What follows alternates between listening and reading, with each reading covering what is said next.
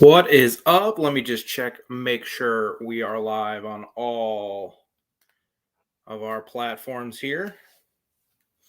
Check my audio and we'll get into this game.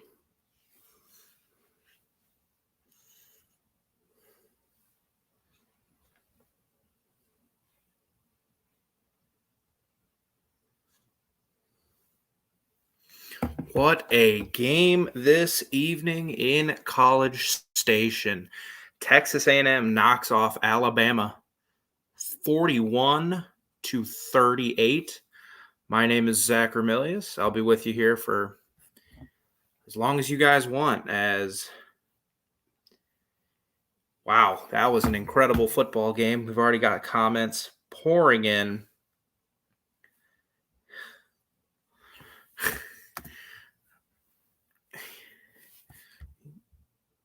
Message a few people that were live. And how are you all feeling tonight? What a fun day of college football, capped off by maybe the game of the year.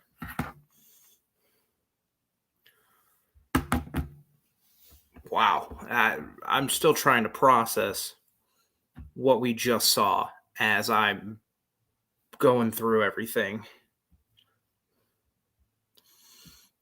Make sure everything's good to go. So, Alabama, they are now 5-1. Texas A&M moves to 3-3 on the season, or 4-2. Excuse me. We all thought they were going to be 3-3 after tonight, and what a win for Jimbo Fisher, man. That's probably just signed another huge contract extension, if we're being honest. But that's a huge win for that program. First win over Alabama since Johnny Manziel. And that game, what a story it told from the beginning when A&M took it right to the Crimson Tide. Right from the beginning.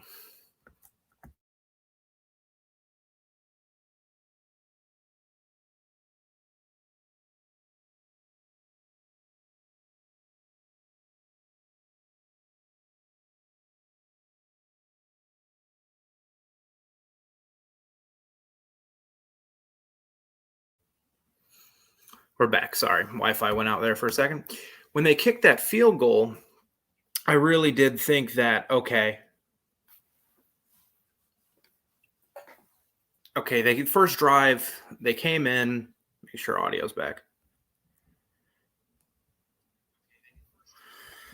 All sorts of problems tonight. Not the night to do it. They came in, they kicked the field goal, and I was like, okay.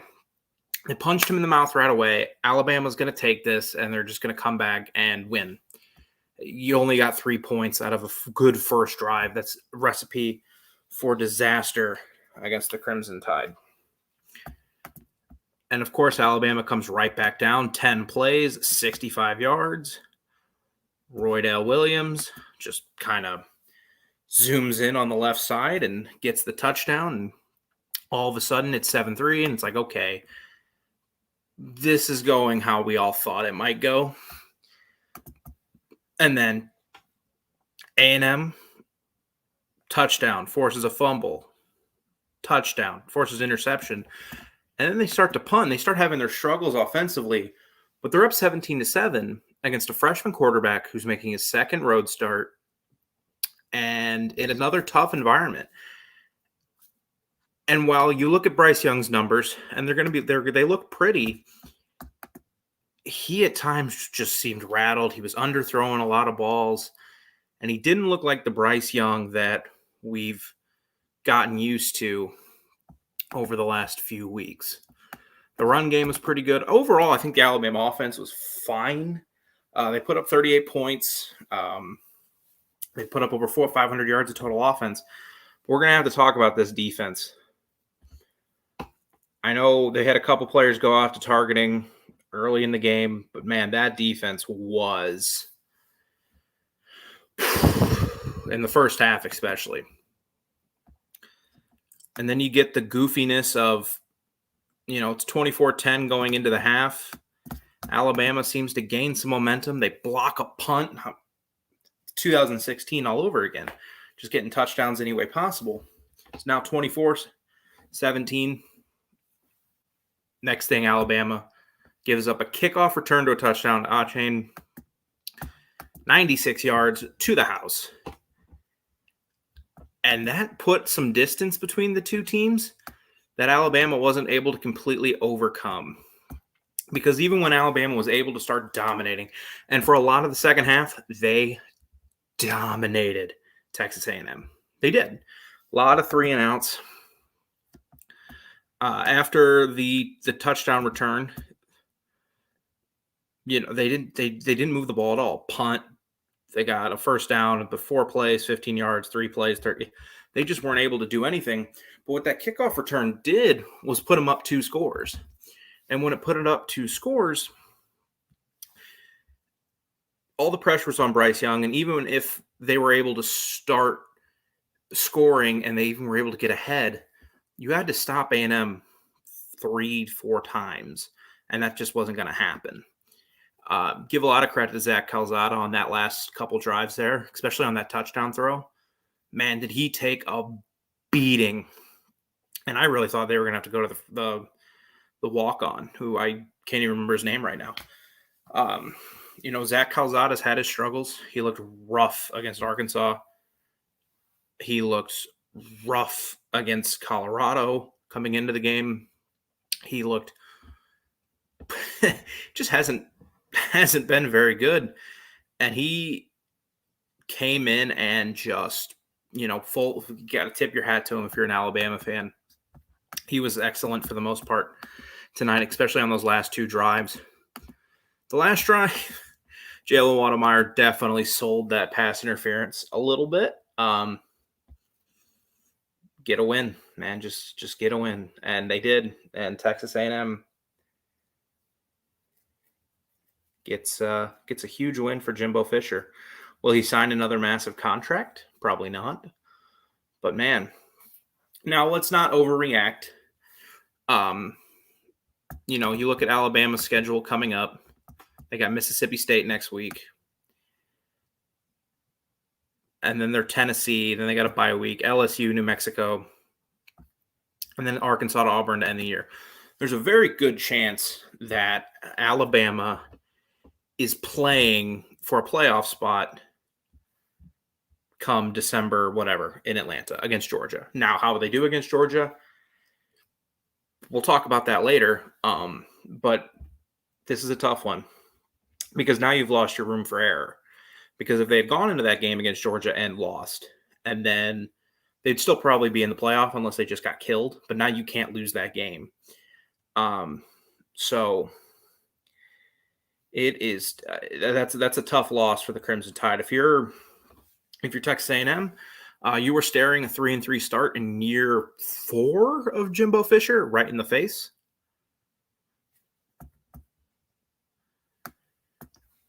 And now you're 4-2. You got to win. You got to win another Alabama. Let's look at their schedule moving forward real quick. They got Missouri next week. They should win that game with no problems. Then they got South Carolina. They got Auburn, and then they play Ole Miss. So there's 3 winnable games right there. Get to 7-2. Go to Ole Miss. You win that one. You win, lose that one. There's still a decent chance at 9-3. And that's with a freshman quarterback, and then a backup quarterback. And the way this year started, you can't be too upset with that one. So it's a huge win for Jimbo Fisher. It should only help with the recruiting down there in College Station. And yeah, what a fun game that was. Give your thoughts and reactions below. I see a lot of you in the chat. I see we got a number of people here. And I thought there would be, just to see Alabama fans melt down maybe. Other teams celebrate. People asking what in the world just happened in College Station. How did that happen? What's going on? And we're just here to talk about it. But once again, Alabama started slow. And I'm shocked they didn't rely on the run game a little bit more. what bothers me sometimes with Bryce Young, and he did do it a couple times tonight, and I saw it and I was like, holy cow, is on 2nd and 10, 3rd and 4, he'll have ample opportunity, take off, get a first down, or if it's 2nd and 10 or whatever, get 6-7 yards and set up a third and manageable. Instead, what he does, and I respect it in a way, is he keeps his eyes downfield. He'll roll out and he'll try to make a play. And I respect that. But take the yardage, especially in a game like tonight where it's you can't afford to be stopped, because an A&M score will, at that time, could have pulled them way ahead. Scoring for you, getting momentum. And he just doesn't do it as much as I would like. I'm shocked they didn't lean on the run game a little bit more. Brian Robinson had an excellent game. 24 carries, 147 yards. He was awesome last week against Ole Miss. He was pretty great tonight. Not a lot to complain about if you're the Alabama offense.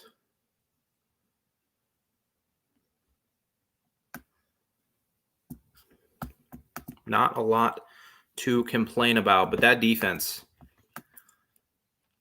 they gave up 34 points tonight to a backup Texas A&M quarterback. If you just want to look at the facts, they gave up 34 points because, of course, Texas A&M had the kickoff return to Texas A&M's backup quarterback. Now, he's gotten a lot of reps. There was a reason Haynes King was the starter, not Zach Calzada. But Calzada's been getting those reps. He looks better. Now, I didn't want to blame the Colorado game completely on him, because even in the NFL, you game plan for someone, and when someone else has to come in with a little bit different skill set, it's hard to just flip a switch and call plays for what this guy does well if you've been game planning all week for what this guy does well. But he didn't look great against Arkansas. There was a reason they had a couple losses. He didn't look good against Mississippi State. And here he comes out tonight and plays a really good game, and they beat Alabama at home. That crowd was nuts. College Station is a fun atmosphere. But give your thoughts and the reactions in the comments below. I'm here as long as you guys want to be here. It's late. I'm sure it's past midnight. A lot of you are. It's only 11:15 here, and I'm going to get going to bed before, the sun comes up. But I'll talk as long as you guys want, because that game, just all kinds of wired now.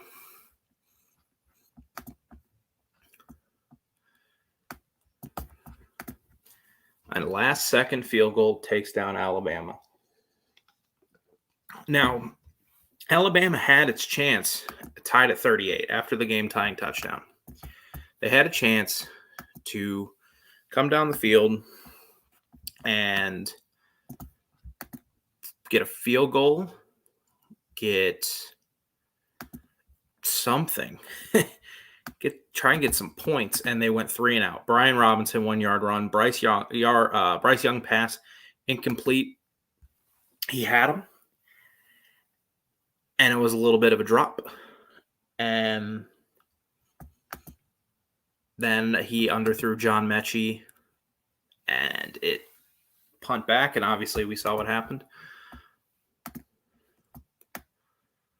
That was a big play to Spiller for 17 yards up the sideline. I kind of thought his foot was out of bounds, but then on replay it showed clearly he wasn't. It was a really nice catch for a running back. And Texas A&M has a good stable of running backs, even when they've gotten shoddy quarterback play.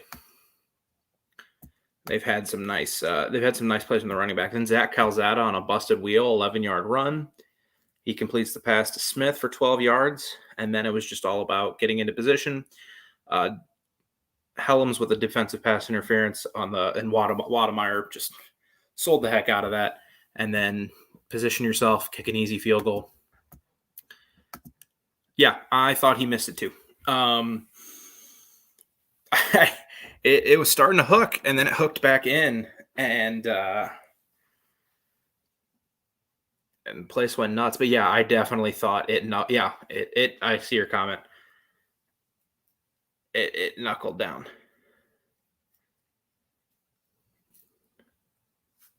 It knuckled back in. That was scary. I'm sure if you're an A&M fan, you were scared by that kick a little bit.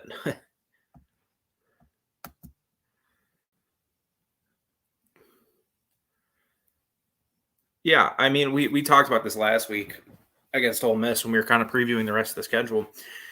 Nick Saban's been there since 2007, and he's only gone through the regular season undefeated 5 times, and 2 of those times were 08, 09.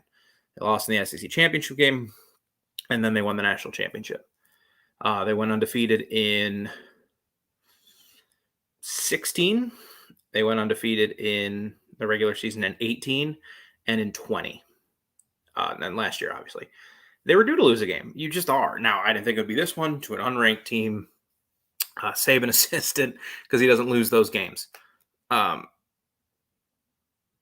Georgia is due to lose. I don't know if I agree with that. If you're Georgia,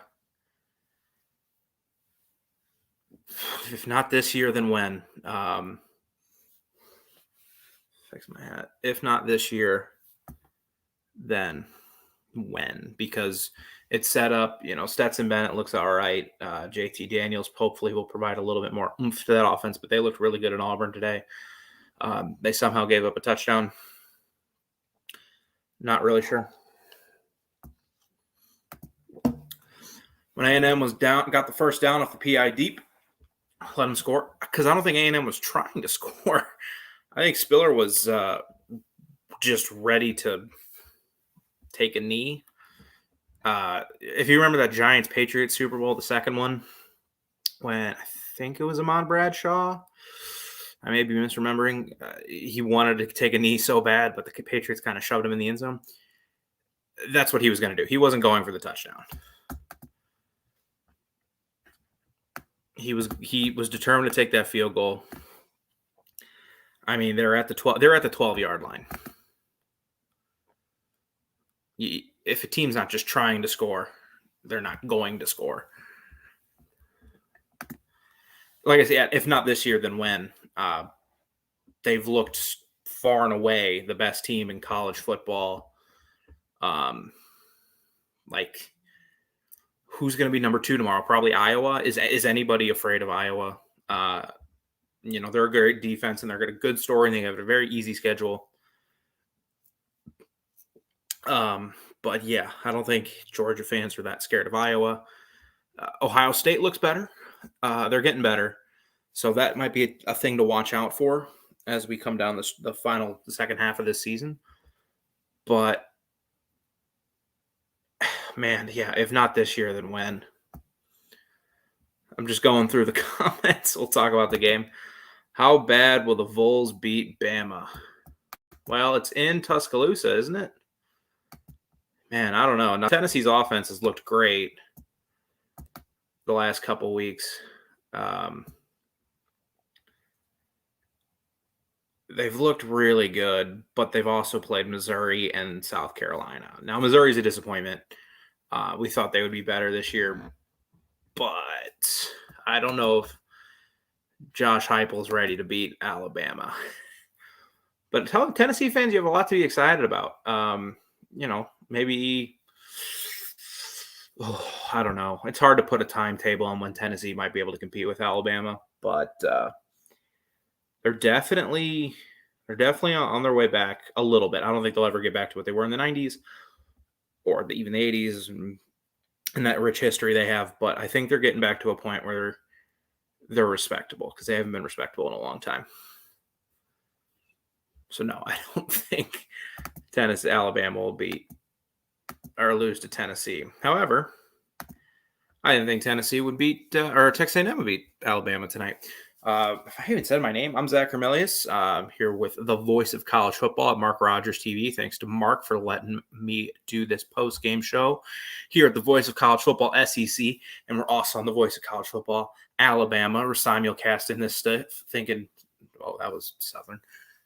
Think of WCW, WWE simulcast back in 2001.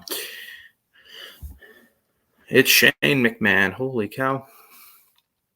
Keep commenting, keep talking. Let's talk. This is a fun game. This is a fun day of college football. You know, that the early morning slate between Texas and Oklahoma, and then Arkansas, Ole Miss, two excellent games. Afternoon slate was a little meh, but Alabama, Texas A&M was a great game. I don't know how many of you were watching Michigan, Nebraska. I have 3 screens, so I watched that one. That was a super fun game. Just a great day of college football.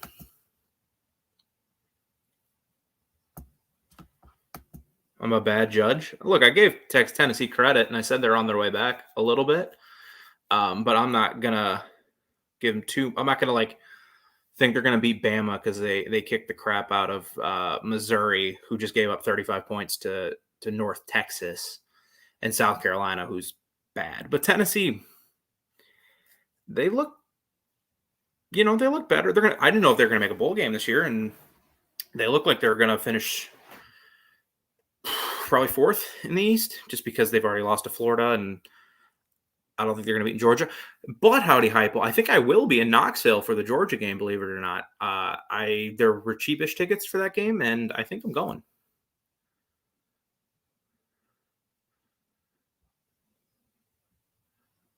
So that should be a fun trip. I've never been to Knoxville, so I can't wait to go there for a good game.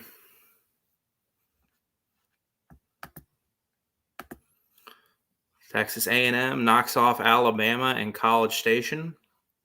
Something none of us saw coming. If you did, you're lying to me. Don't lie to me. Maybe you thought A&M could compete. I mean, last week we talked about on the postgame show for Ole Miss that Texas A&M would need to score a couple touchdowns, not offensive, because their offense just looked atrocious against a bad Mississippi State team. A good Arkansas team, but good offenses against Barry Odom's defenses have issues, or don't have that many issues, and they just struggled.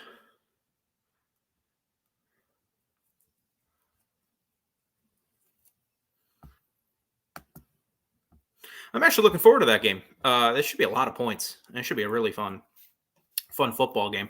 I wanted the Manning cast for that one. I don't know how many of you guys follow Reddit College Football on Twitter, but we're not getting it apparently. I would really want a Manning cast. Gators going to beat the Dogs, no cap. I don't know about that one. I don't know about that one. Florida, I think last week for Florida, we're just realizing Kentucky might be a pretty good team. I mean, what's the worst game they've played all year? I mean, obviously the Chattanooga game, they were miserable, but they won it, and they kicked the crud out of LSU tonight, putting probably a nail in the coffin of Ed Ogeron at LSU, unless a miracle happens. But we'll see. We'll see. I mean, it's one of those games. I remember, what was it, 2014, when Florida was awful. Like they played Mizzou and just got killed because of a punt return, a kick return, an interception return, and they got killed. And then they played Georgia and just wiped the floor with them.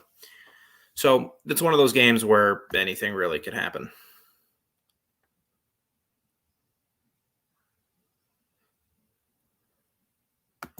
Bama loses 3 games this year. To who? I know you're going to say Tennessee.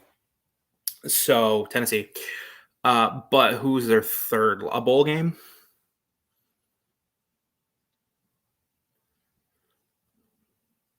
A bowl game?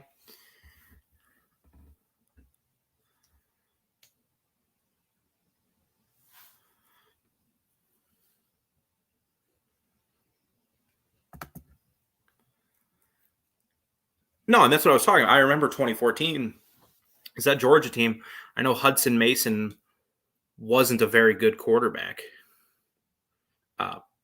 but they still won. And that Florida team was atrocious. Well, who was the quarterback? Treon Harris for that year? Because Driscoll got benched because he threw 6 picks against Missouri.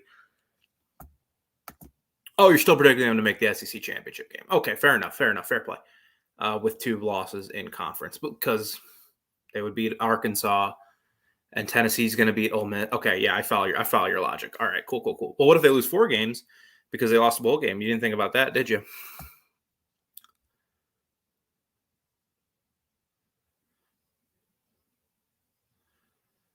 Howdy.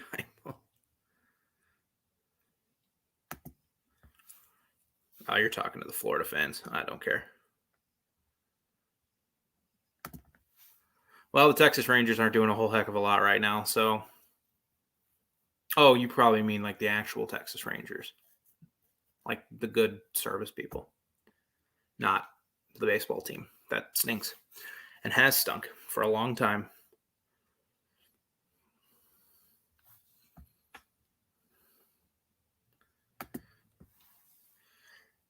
Really does look like it. I mean, the turning point of that game was that interception Bryce Young threw in the end zone. That was an atrocious interception. Atrocious. You can't make that play. Even if you only get 3 points, at that time, it's 3 points. You can't make that throw.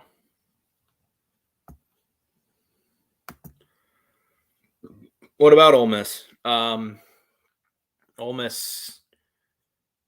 Well, if we're going by this guy's logic, they're going to lose to Tennessee, so they have 2 SEC losses, and they lose the tiebreaker to Alabama already. Oh, are we talking about where Nick Saban's going? Okay. God, I love comment sections. You guys are awesome. Texas A&M beats Alabama. Let me just remark, how incredible is it that they've won 100 straight games against unranked teams? 100 straight unranked teams have lost to Alabama. That's remarkable. I mean, we've had other great teams. Georgia's been on a remarkable run for the last 5 years, and they lost to a 4-8 South Carolina team at home. It's hard to do week in, week out, and God bless him. Nick Saban loses his first game to a former assistant. That's something. Just a remarkable game. I knew this comment section was going to be mad Alabama fans, happy other SEC fans. I knew it, and I knew it was going to be a lot of fun. Keep it up, guys. And we'll just continue to talk about this game, talk about the SEC. If you have, and I know a lot of you guys are just trolling and making fun of Alabama fans. I'm talking 2018 or 2019. Jake Fromm's senior year when he threw 3 picks at home and they lost to a third-string South Carolina quarterback.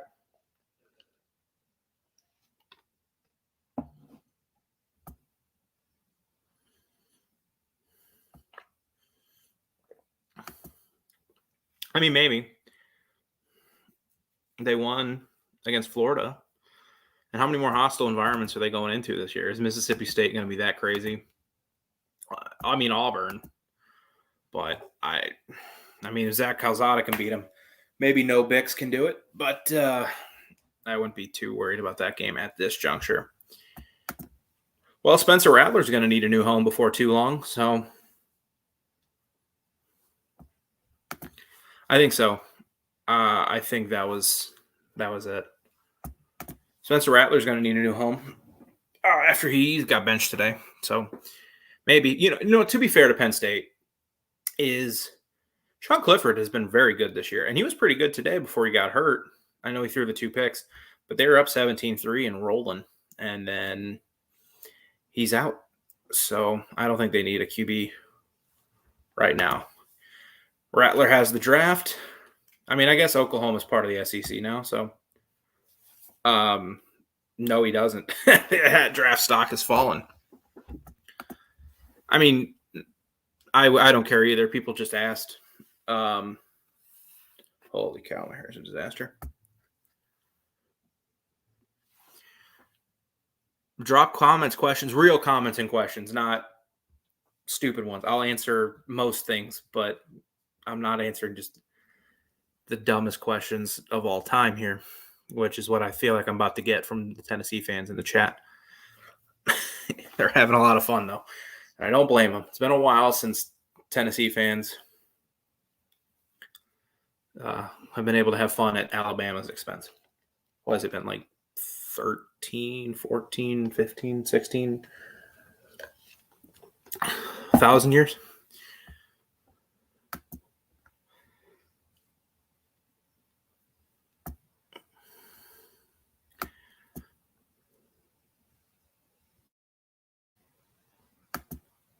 Well, if you remember right, I remember when Missouri and A&M were joining, people thought Mizzou would kind of take over that like 4 spot in the SEC East, that 4 or 5 spot. They would kind of compete with like whoever had a down year between Tennessee, who at the time was struggling under Derek Dooley. It was like Tennessee, Florida, Georgia, and South Carolina.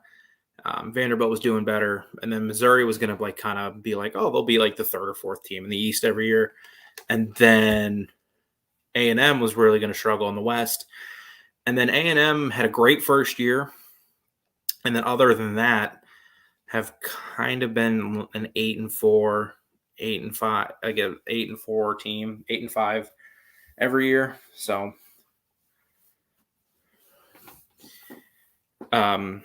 yeah, I know. I think Oklahoma, with the way college football is going, I think Oklahoma and Texas will both be fine. And I think you saw that today. I think the speed will be there.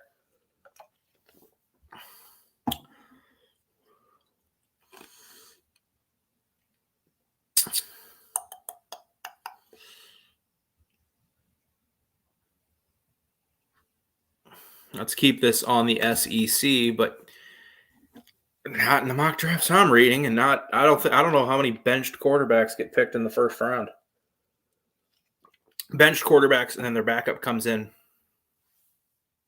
and look a lot better. I know they went 5-5. They had a surprisingly 5-5 year. It wasn't. I thought they would win like 2 games. Yeah, last year was great for them. I just said for the most part, and then I trailed off when I saw the Mizzou 8-5 last year comment. Yeah, and then Jimbo got there and they built for a couple of years, and then last year they were 9-1. It was like, okay, Texas A&M, the recruiting's there, they have the coach. What's going on? This is the year they're going to make a massive jump, and then they did last year, and then this year was like, okay, we'll take that next step, and nothing. They started out 3-2. Now, of course, Haynes King going down probably helped to that, but this is a big win, getting back into that conversation. I don't know where they'll play or finish in the hierarchy of the SEC West this year. There's a lot of momentum coming off this win for next year, especially if Haynes King is healthy. In my opinion, Tony, what Texas A&M needs is their version of like a Deshaun Watson, a program elevator. And is Haynes King that guy? I don't know.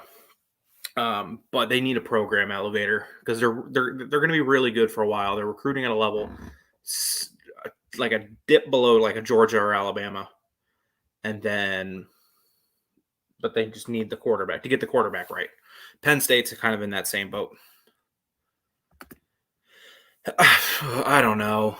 Loss on the road to an unranked team, but Bama does tend to get a little bit of favorability. Let me look at the top 25. Obviously, they're going to fall behind Georgia, Iowa.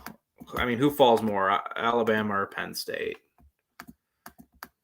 Probably, I would say. I mean, if you're going off today, I would say Alabama falls further. Now, Alabama's better than Penn State, but so yeah, they'll fall behind Georgia, Iowa, Penn State, or Georgia, Iowa, not Penn State, Cincinnati, probably Oklahoma, probably Michigan. So what does that leave us? 1, 2, 3, 4, 5, 6. Yeah, probably about 7th.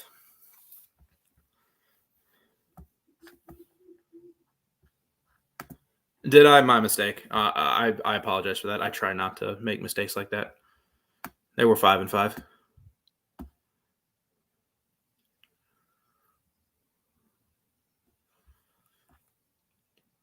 UK really showed up. Yeah, they're good, man. Mark Stoops has done a heck of a job. They got a quarterback that can throw the forward pass.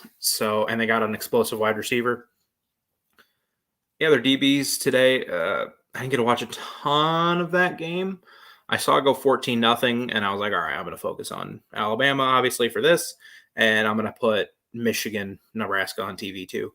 But yeah, good for Kentucky. And next week, they're playing. You got to just win one game, and you're going to have as good a shot as ever to win the East.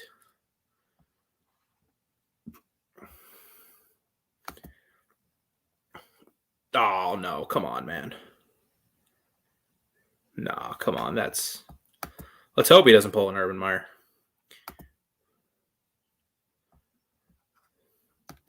A Dan Mullen team has penalties as their weakness? No way. I couldn't have saw that coming. No shot. I'm being facetious. Dan Mullen's a good coach, but yeah, him having issues with penalties. Who'd have thunk?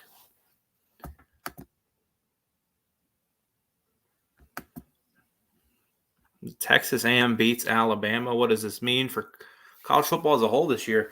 I know there have been a lot of people saying this feels like a 2007 type year where just things go nuts. I mean, that year you had Kansas was number 2, South Florida was number 2, Boston College got up to number 2, Cal climbed the rankings, Missouri was number 1. What else happened that year? But the year ended with LSU and Ohio State, 2 powers. And for a long time this year was the thought was like, okay, we're going to have some fun. Those last 2 playoff spots are going to be an interesting race, but it's going to be Alabama and Georgia at the end. Now, it very well still could be, because if Alabama runs the table, rolls the rest of their schedule, and then beats Georgia and Atlanta, they'll be in the playoff. But this eliminates their any room for error.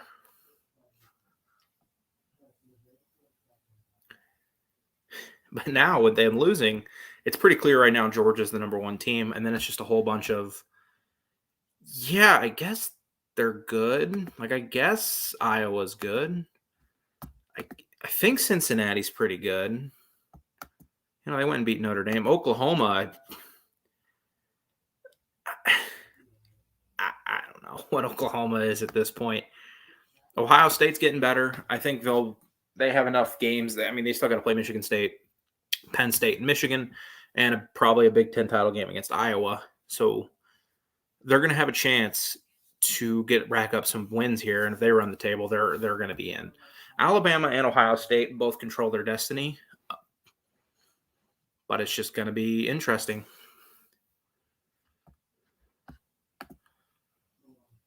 And if you're Cincy and you go undefeated and you have a win over Notre Dame,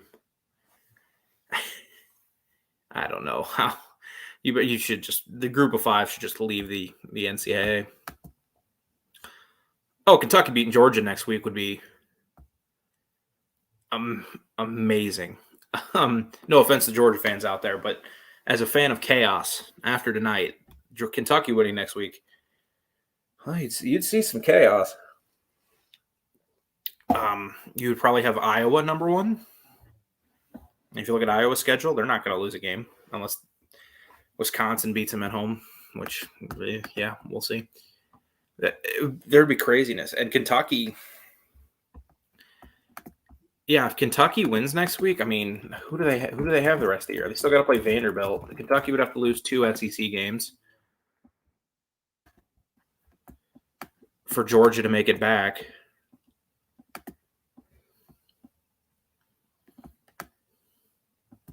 So let's say they beat Georgia. They would have to lose 2 games of Tennessee or Mississippi State, Tennessee, Vanderbilt. They'd have to lose 2 of those, and they're not losing to Vanderbilt. So they'd have to lose to Tennessee at home and at Mississippi State. So yeah, that would be. You'd probably see Kentucky in the SEC title game if they win next week, which would be fun. They'd probably get whipped, but it would be fun. It's fun to watch Mark Stoops with a quarterback who can throw, because it was oh god, what was that kid's? Terry Wilson for a few years there, and then Joby Gatewood came in, and it was just a mess. And I don't think quarterback they have now is that great, but he can throw the forward pass, and Wan'Dale Robinson's incredible. Nebraska's really missing him right now.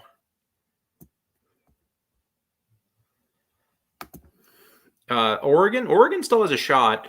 Losing CJ Verdell is going to hurt a lot. But yeah, they were on the table in the Pac-12. They and with Bama's loss today, yeah, they definitely still have a shot. No, it's probably Iowa. It's probably Iowa. Tennessee owns Kentucky. Yeah, I mean, except for last year. What was that Kentucky team, like number 12 in the country in 2018? They play the Vols and just got decimated.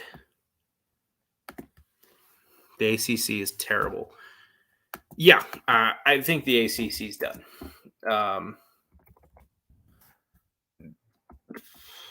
The ACC is probably done with with. I mean, unless Wake Forest or NC State. Oh no, NC State already lost a game. Unless Wake Forest goes undefeated, yeah, they're done. And the Pac-12 is hanging on by a thread. Howdy Hypel is rowdy in the chat tonight. Iowa doesn't even play football. I mean, they play football that LSU and Alabama played 10 years ago, just not with as much talent. And they don't play teams with as much talent.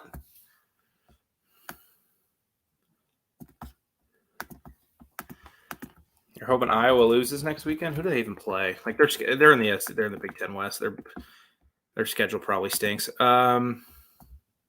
It does stink moving out, but who do they play next week? Purdue. Yeah, they got Purdue, then a bye week at Wisconsin, at Northwestern, Minnesota, Illinois.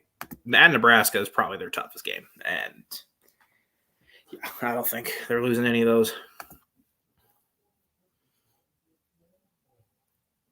Yeah, Texas A&M. I mean, you got to give props to A&M's performance tonight. I don't think I don't know how I want to phrase this.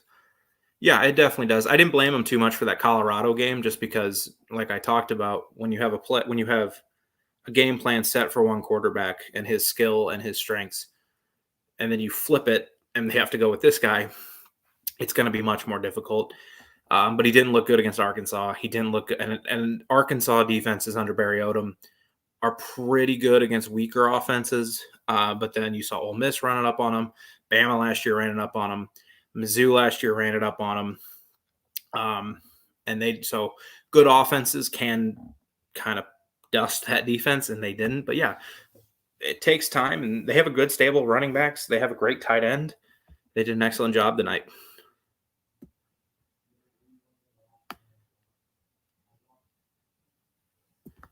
Yeah, that's a team. I look, I'm not any happier about Iowa than you are.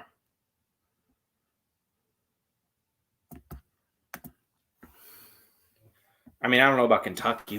Kentucky hasn't been 6-0 since 1960, I think is what I saw. They haven't been 6-0, and they're rarely any good. So,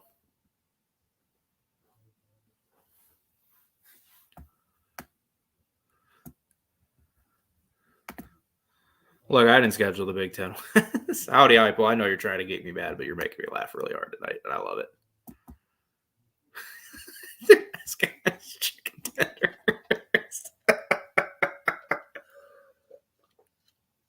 Oh, man. That's funny. I mean, yeah, they have to beat like Purdue, Minnesota, and Wisconsin. They'll be okay.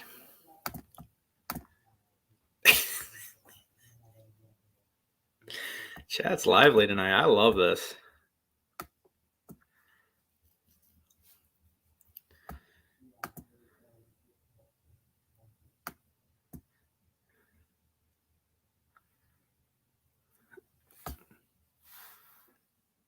But anyway,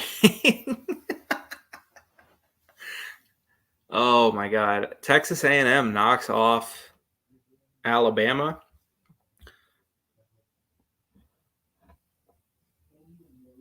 Talked about. I'm just reading your guys' comments. All right, let me focus. So let's talk. We can continue talking more about the SEC, Alabama's game tonight. What's going to happen moving forward? I'm going to keep reading your guys' comments because they're making me laugh. Purdue wins next week. You owe me $5. No. Yeah, their defense is amazing. It's fun to watch. And Georgia, again, their season's going to come down to next week. If they win that game, they'll coast to the SEC title game. Their toughest game is after that's probably Tennessee, and we'll see what happens.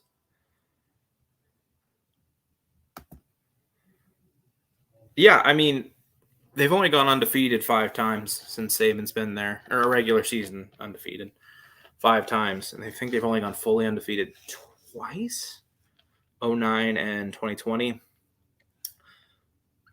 But they lost to an unranked team with kind of a backup quarterback tonight in Zach Calzada.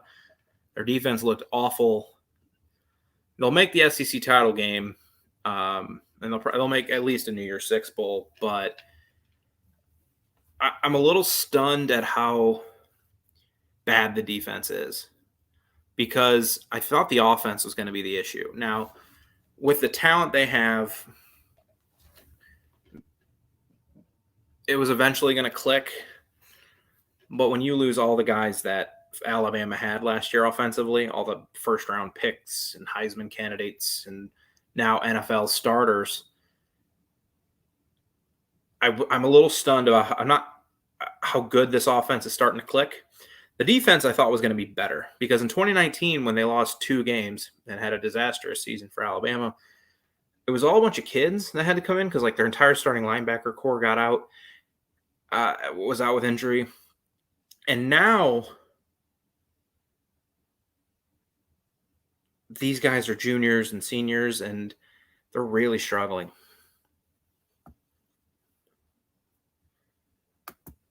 Oh, yeah, they're spoiled, but you recruit like them, you're going to be spoiled. I mean, he has to be, unless he just looks awful moving forward. Like if he puts up a bad performance against Ole Miss in a couple weeks or whoever, he'll probably be the starter till the end of the year, and then it'll probably be an open competition moving into 2022 when Texas A&M's really about ready to take that leap.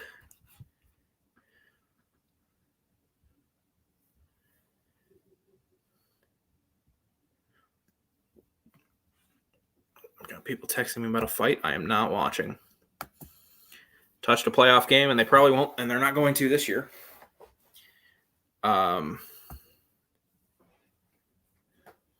Jesus. All right, we're gonna put you in timeout for a couple minutes there, buddy. Come on now.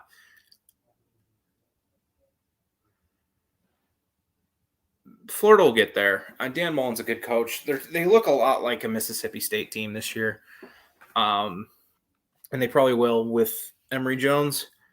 And then we'll see how Anthony Richardson looks because he looks like he could be the real deal. He's a Tennessee fan.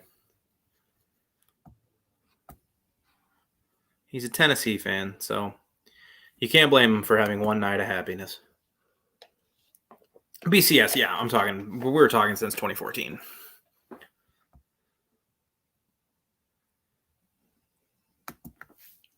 Yeah, I've said that a few times. Like that game is just a weird game where you can throw out the records. 2014 was the best example I can think of because that was supposed to be a really good Georgia team with Chubb and Gurley, and they kind of just fell apart. And Georgia didn't have any quarterbacks there for a while.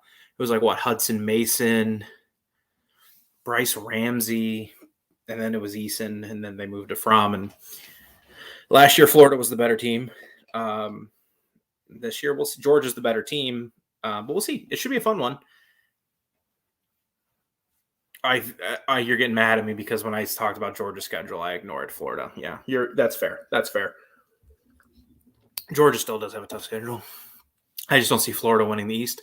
They already have 2 losses, and I don't think Georgia's going to lose 2 games. If you're just going to spam, we're going to put you back in timeouts.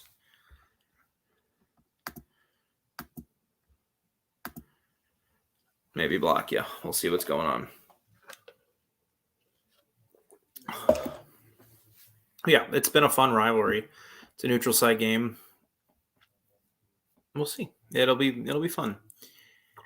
If Florida loses that game, it's not the end of the world. I wouldn't call an offense that's not rated to be overrated. No one really. I don't think anybody really thinks that Florida offense is great. I don't. I didn't think it was coming into the year.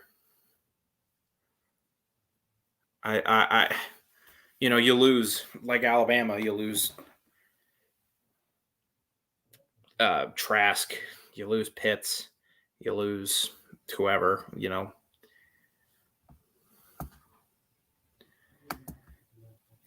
Kitna over Richardson? Really? Can you want to explain why in the comments? I really thought people would be really excited about Anthony Richardson. He's raw. I know he's raw. But that dude looks like Cam Newton with a somehow better arm. Guy looks like a freak. So explain why. Because, yeah, Kitna is he'll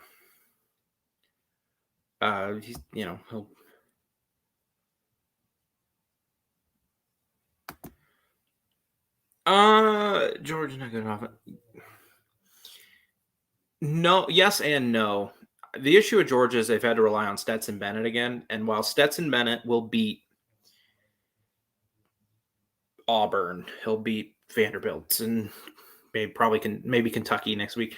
He's not going to ever beat elite teams. He's not that good of a quarterback, and I think they were hoping JT Daniels would step in and be that quarterback that could step in and provide a little bit more of a spark against.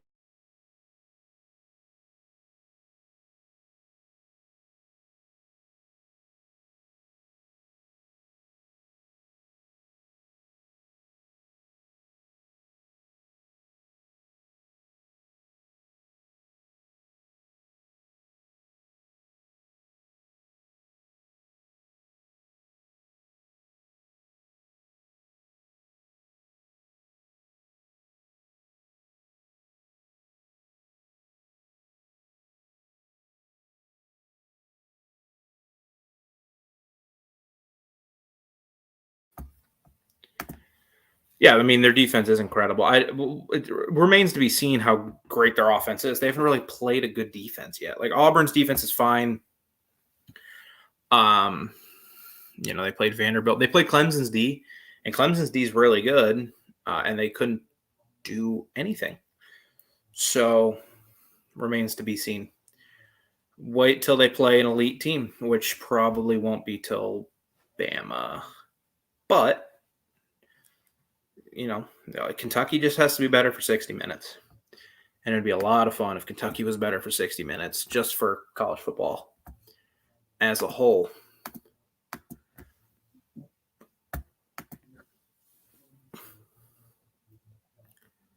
Dr. Corn Frog. I love that name. It sounds like something a streamer would call themselves. But Alabama goes down. Oklahoma and Texas played a great one. What did you guys think of Sam Pittman going for 2? I loved it because they weren't going to stop Matt Corral and that offense, and going for it seemed like the right choice, and it just didn't work out. The play call was weird. That was a weird play call. But I would have just ran QB power and said, we're supposed to be a power kind of team with a good O-line. You're a bad defense. Stop it. And just kind of see what happens.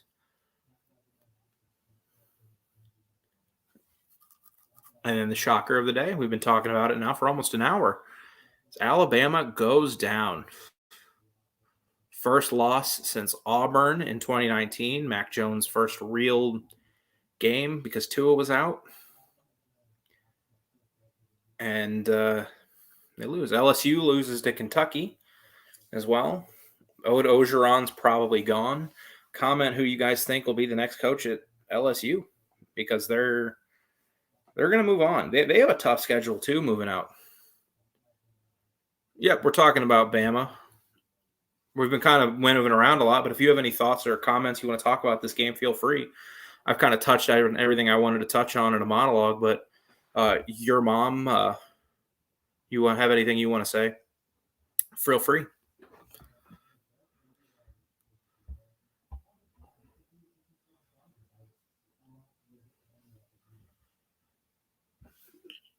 Yeah, comment who you guys think will be the next LSU coach, because LSU is 3-3. And how many wins do they have left? They play Florida next week.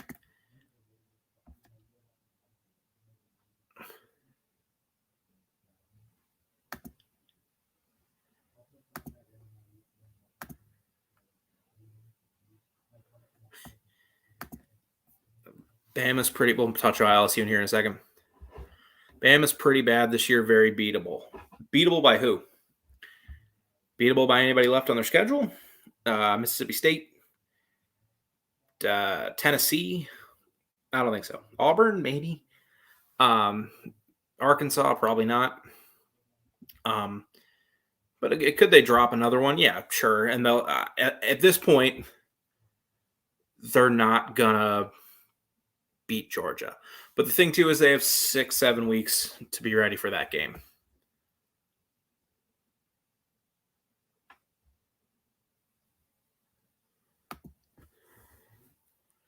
Yeah, probably. That was a fun game too. That was a very fun game. But going back to LSU, while you guys talk about whatever in the chat, they're at Florida. You know, they're at Ole Miss, at Alabama, Arkansas at home. They get a break with Louisiana Monroe, and then Texas A&M. Like, there's only one more guaranteed win. And yeah. Okay. Auburn. I said Georgia. Georgia at this. If Alabama and Georgia played tomorrow, Georgia would win. Auburn, no. No Bix is too. What Calzada did tonight was, even when it looked bad, he avoided the ugly plays a lot of the time. Bo Nix will give you the ugly plays. And Tennessee is as good as they. No, they're not. Tennessee's offense looks a lot better, and they seem to be on the right path. They found a quarterback. But no, they're not on that. I'm not going to overpraise Tennessee because they beat Missouri and South Carolina. Arkansas, if that game wasn't in Tuscaloosa, I would agree with you. But the Barry Odom defenses the last couple of years have kind of been just buzzed through by teams with good offenses, and Alabama has a good offense. So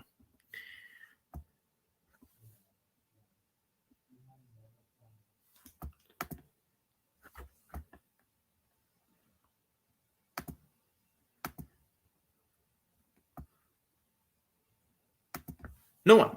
Squad made tonight's result kind of stunning.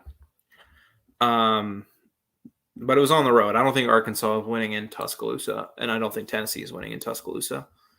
And I don't think Bo Nix can make enough plays like Calzada did tonight to beat them. That's just my opinion. I could be wrong. I was wrong about A&M. But I don't think I'll be wrong about that one. So you think Bama will make the SEC title game and then beat Georgia? Well, if that happens, they're back in the playoff, and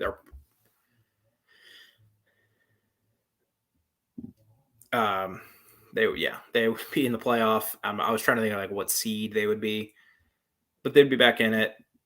You'd at that point probably see like it'd probably be a playoff of Georgia, Ohio State, Alabama, and insert fourth team here, maybe Iowa. No, not Iowa. And if Alabama still had Mac Jones and Devontae Smith, they would be unstoppable.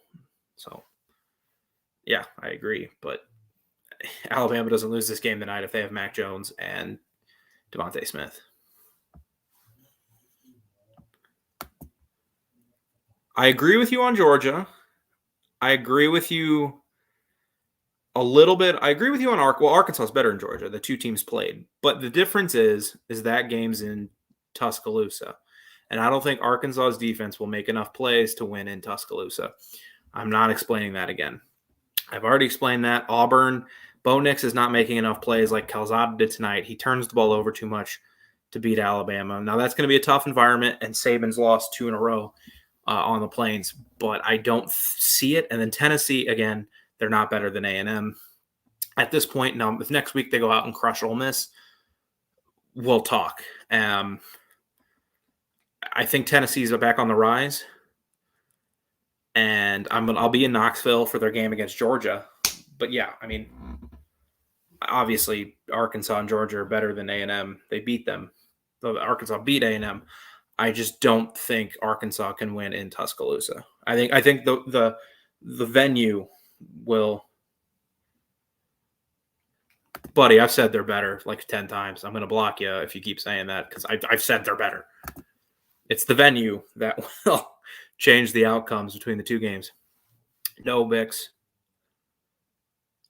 We'll need a game like you had last week against LSU. Yeah, and Alabama's not as bad as LSU. LSU's about to fire their coach because they just got killed by Kentucky. Yeah, that crowd was awesome tonight.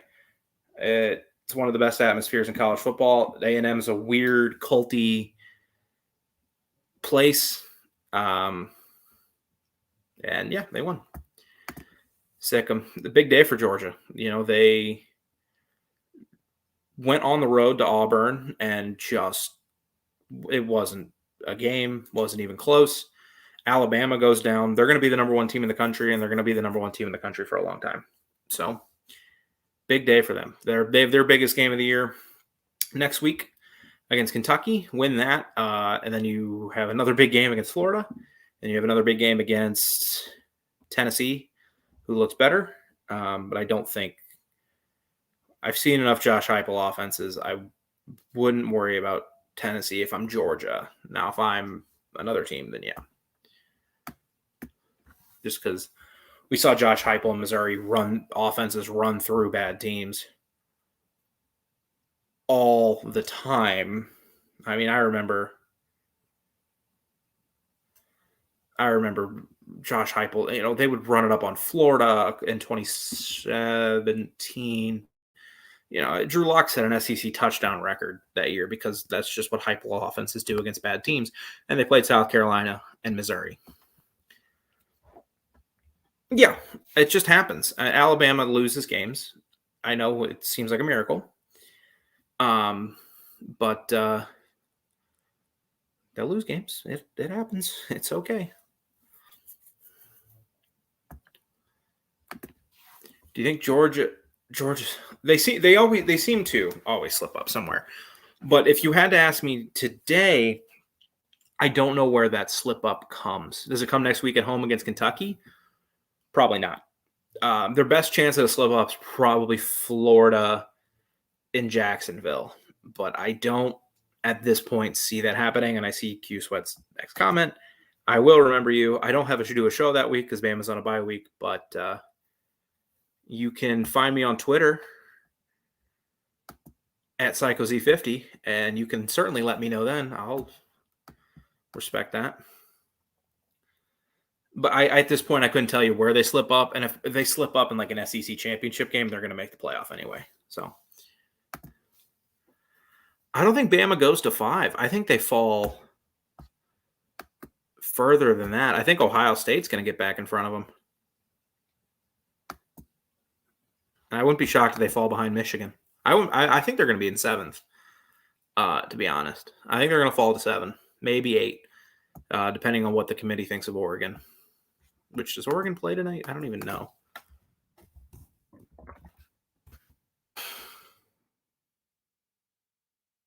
No, they play Cal Thursday. Good to know.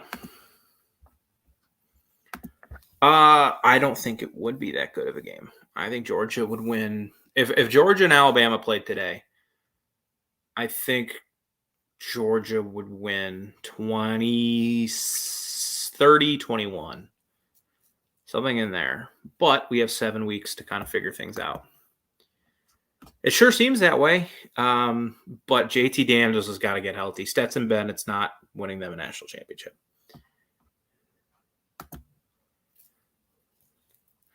They all could be Georgia. I just wouldn't have the gall to predict that they would beat Georgia. You know what I'm saying? Like, yeah, I mean, 2 years ago, Georgia lost at home to a South Carolina team that went 4-8.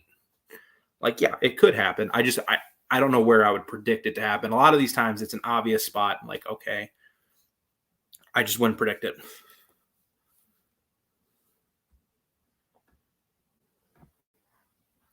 So, but yeah, I think any of those three, especially since they have to go to Knoxville, that game could be interesting because if Tennessee is able to put up some points, but I don't think Tennessee's going to be able to put up a bunch of points on Georgia's defense. Kentucky, maybe Kentucky's gonna have to make a couple big. Wan'Dale Robinson's gonna have a big game because he's their only real threat in the passing game, and he's gonna have to make some plays. Dolphins or Tampa Bay? Oh, is it because I'm wearing a Panthers hat? Oh, I'm not a Florida guy. I just like the Florida Panthers. They're a fun team. I love hockey. Let's see. What comment do I want to remark on next? That's true, but I can't see him putting because even if you put him at 7, and let's say you put him behind Michigan, I think voters know if you put him behind Michigan, Ohio State, like those two teams have to play, so they'll get ahead of them at some point. Cincinnati, we'll see. If Alabama runs the table, the voters will have no problem putting him back above Cincinnati. And Oklahoma, I think everyone kind of knows they're probably going to drop a game unless Caleb Williams is just incredible, which he was today for the most part. Kennedy Brooks was the big reason for that game. The crazy game would probably be Tennessee. The more I'm thinking about it, the crazy game would be Florida. Florida was probably your best shot at beating Georgia this year, besides Alabama or a playoff team. It's my actual college football team. I'm actually a huge Missouri Tigers fan. I asked Mark. Mark asked for people to help out, and I said I would do Bama, or he asked if I would do Alabama and SEC coverage, and I was like, yeah. I mean, it's hard not to know pretty much everything that's going on with the Alabama program these days. So,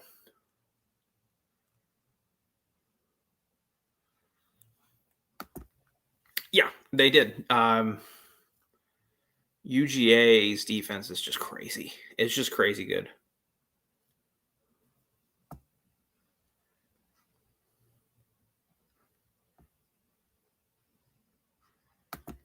I mean, but who? I know you said Arkansas and Auburn will give them a run for their money. Georgia, we all kind of agree at this juncture of the season would beat Alabama in a championship game. So, okay, fair. I don't know why I clicked on your comment because we've talked about that.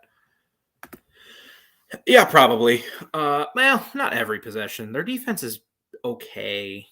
I mean, if you watched, like I did, unfortunately, any of their game against Missouri's offense isn't terrible, and like they put up points against Boston College, they put up points against Kentucky, and they did a really good job shutting them down. But yeah, no, UGA wouldn't have very little issues offensively. Like that would be a weird game somehow. But it's in Knoxville. I'll be there. So maybe we'll see some fun.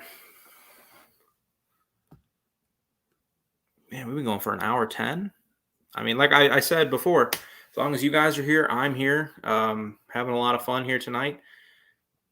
It's getting late, but I don't care. I got nothing to do tomorrow morning. So What was up with the Clemson Georgia game? That should have been a blowout. Clemson's D is almost as good as Georgia's. It is like Georgia. We're all impressed because they've barely given up points, but they've played. And this isn't a slide on Georgia. Let me say that before I start the monologue here. But they've played Clemson's offense, which is abysmal. Like they couldn't put up points on Boston College or NC State. They played a couple bad teams. They played Vanderbilt. They played. Or today they played Auburn. No, that game shouldn't have been a blowout because Georgia's defense is suspect at times. JT Daniels had a bad night, and Clemson's defense. If Clemson's defense gives up one more touchdown, or if Clemson's defense had given up like 2 more touchdowns, they'd be like 1-4 right now, or 1-5.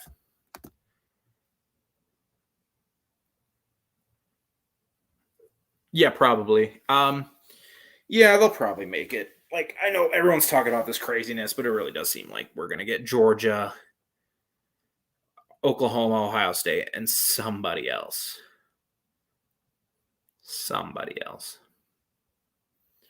Which would be fun.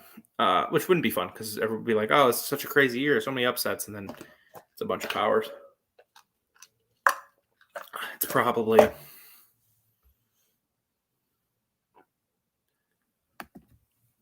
Yeah, and that's why that's why I've tried to make it clear when I say that at this point Georgia would beat Alabama.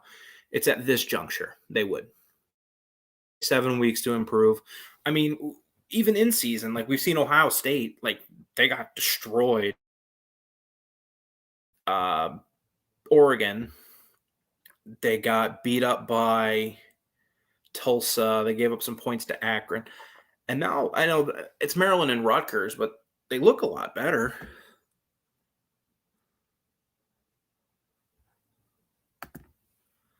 Coastal Carolina.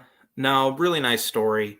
Hopefully makes a New Year's 16. If you haven't watched a Coastal Carolina game, watch it because some of the things they do offensively are really cool and really fun. Oh, I didn't forget. It's just the Clemson defense is really good. It just is. And Georgia's offense was shaky that game because of people that were hurt. Nothing wrong with that. You won the game. You're undefeated. You control your own destiny. I remember and Pickens is out for the rest of the year, which stinks because I thought he was going to have a massive year. Playoff against a cupcake. Well, since he's not a cupcake, Cincinnati has a legit defense that I think could hang with most teams. It's just Desmond Ridder and their offense at times. I don't think would be able to compete. I think you would see that game be like a 31-14 type of game, but I don't think they're a cupcake. My fault.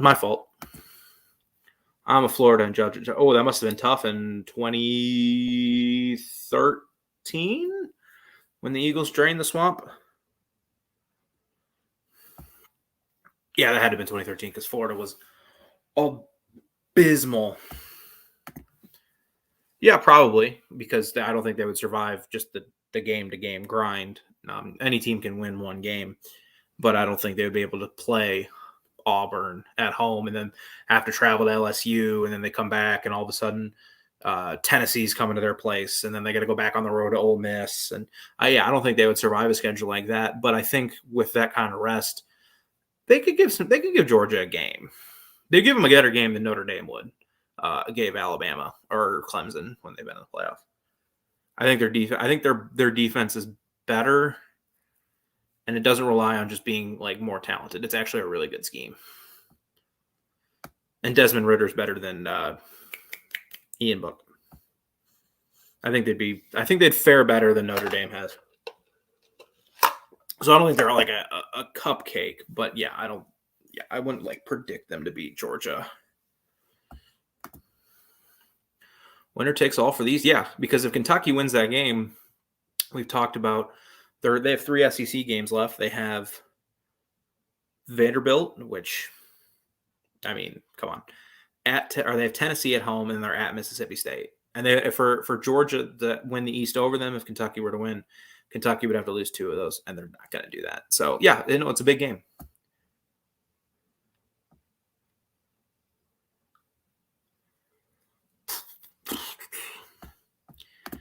I mean, any team can have one magical season.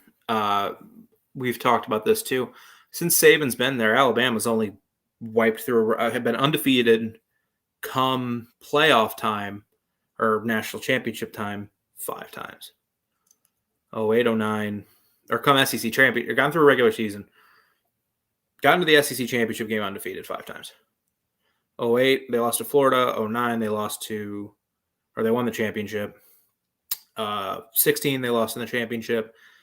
18, they lost in the championship, and then 20. Those are the only 5 times. Other times they've had at least one loss every year. So any team can do it. Teams just have weird regular seasons. The SEC East isn't that good. A couple teams that we thought were going to be good are bad. Yeah,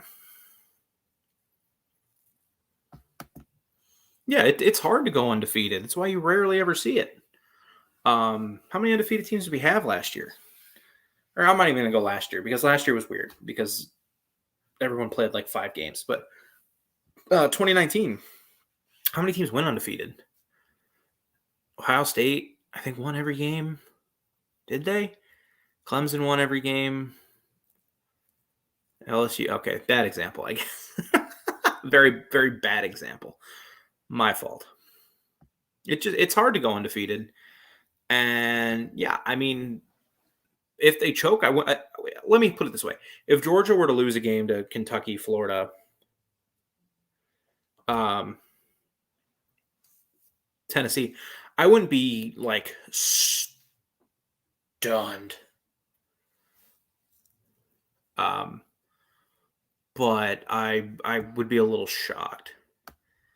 Fortunately, I just do post-Alabama shows. But we have a Florida channel, and he does a great job, and we'll have shows on this channel. So, yeah, come back here, talk to those guys, and I'll be here every Bama game. And maybe I'll talk to Mark about letting me just do a SEC show at like 11:30 every night. But I'm fairly certain we have people for that. I don't really remember. I've only been on this job for 5 weeks. That's very true. What happened to Mizzou this year? I thought they were supposed to be decent. They're atrocious. I can give you a couple answers with that one. One, they made a bad hire at defensive coordinator.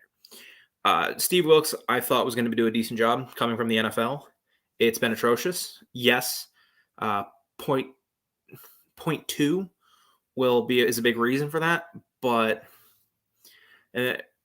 point 2, Barry Odom didn't recruit. Mizzou was like 8 4-stars on campus, and like 5 of them are freshmen. He didn't recruit well at all, and when you don't have high level guys, it's hard to make plays on defense when your defensive ends and your defense tackles are just getting washed out every play, and they're getting killed in the run game. Nick Bolton, I think we're all starting to learn, was a very, very good linebacker because he held that defense together, and the offense has been fine for the most part. But I think they need more explosiveness on quarterback play and on defense. Yeah, it's kind of cool. I mean, the robots are taking over the world, but it's cool. The hype for Missouri, honest to God, is building for like 2025. Because if you look at the recruiting rankings, Missouri, I think they're like 15th right now in recruiting. And as long as Drinkwitz doesn't have another disastrous season, which this year 5-7 is bad, but it's not a disaster. It's just a bad season, not what anybody was expecting.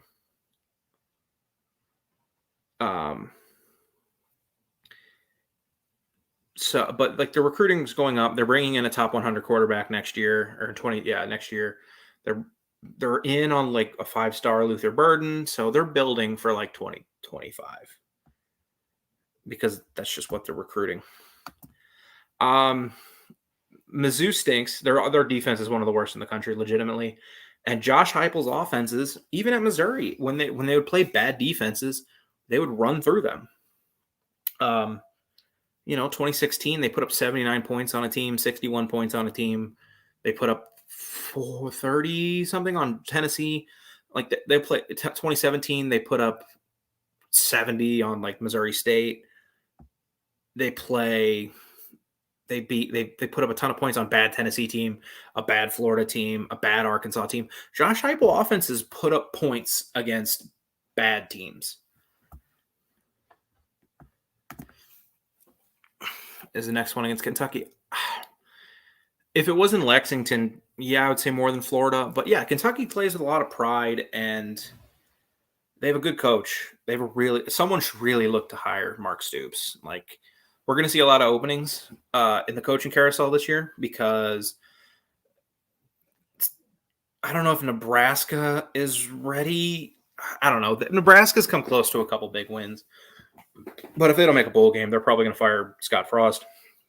LSU is going to fire their coach. USC needs a new coach. Miami's probably going to need a new coach. And might be some others. Florida State might fire their coach. There's going to be it's going to be an interesting coaching carousel. We all thought Harbaugh would be going to Michigan. I don't think that's the case anymore. So someone should really take Mark Stoops because, yeah, he is a very, very good coach. Yeah, that sounds about right. I don't know if they'll put up 36 points, but yeah, I think Levis and Wandale and Chris Rodriguez, I think, are very good players, and they have a great left tackle, the transfer from LSU, Kennard, but I don't think they have the depth. I think you mentioned the depth earlier, or it's right in this comment. I'm blind. I agree with you. I think eventually you could see like a halftime score of like 13-6, something like that, and eventually Georgia just kind of rolls. Yeah, because it's Kentucky. Like this is the first time Kentucky's been 6-0 since 1960. Bear Bryant was the head coach of Kentucky the last time they were 6-0. Yeah, probably. I think Alabama will roll through the rest of their schedule, but tonight's disappointing. You lose your margin of error if you make the playoff. You now have to win out, and that includes beating Alabama or beating Georgia in the SEC title game. But yeah, I mean, everyone on this offense will be back next year, so they'll be fine. Yeah, and their recruiting is insane. Alabama will be fine. Yeah, the blocking, very rarely do you see kick returns, and the blocking was awesome, and they set up an alley for Achane, and he's a quick dude, man.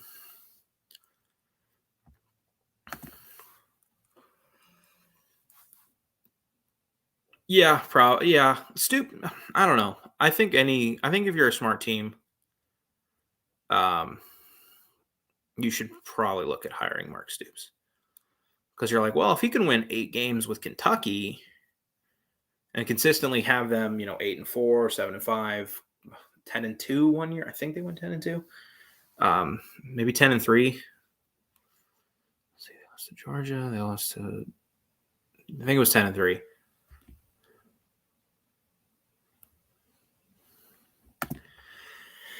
If you don't win it depends. If the defense continues to look as rough as it does, they could make some changes on that staff, which get ready for LSU assistant Ed Ogeron. That's going to happen. I'm kidding. I think.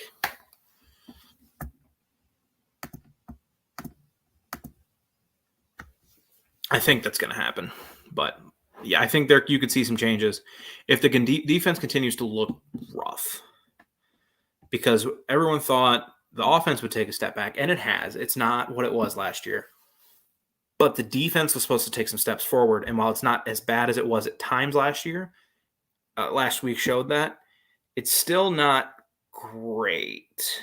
So maybe. I could very well see some changes. I missed your comment, Mr. Mom. And it gets beat at least one more time? Yeah, probably. I would bet it would be in the SEC championship game. Yeah, they'd probably lose one more time.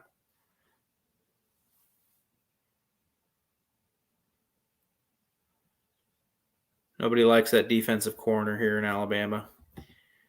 Had a rough night, so I won't deny that.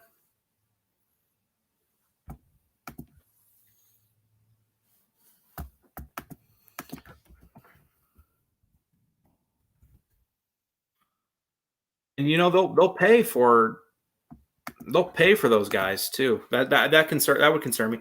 But for Georgia, Georgia's so committed to football right now. I don't know if they're going to be losing guys. He's co-defensive coordinator, right? So maybe if Alabama offers him the full job and gives him a little bit of a salary raise, yeah, maybe. And he coaches linebackers, if I'm not mistaken.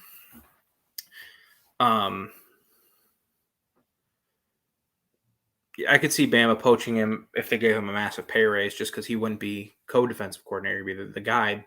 But I don't think it would ever become like a money thing where it's like, well, Bama will give him X amount of dollars to be to make a lateral move, because Georgia's so committed that they're not going to be outpriced for a very good coach.